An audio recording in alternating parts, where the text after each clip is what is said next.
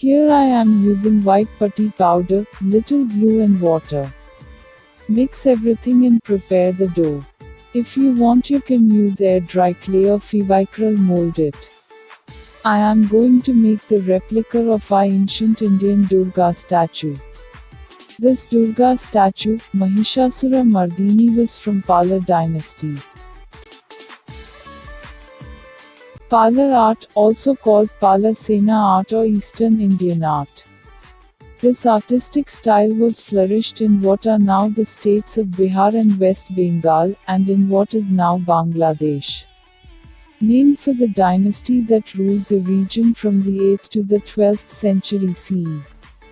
Pala style was transmitted chiefly by means of bronze sculptures and palm leaf paintings.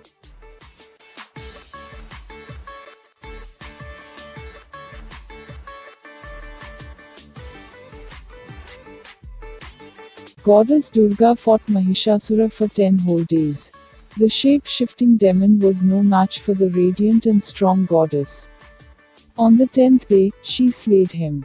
The 9 days of battle became what we celebrate today as Navratri, and the 10th day, the day of victory, is Vijaya Dashami.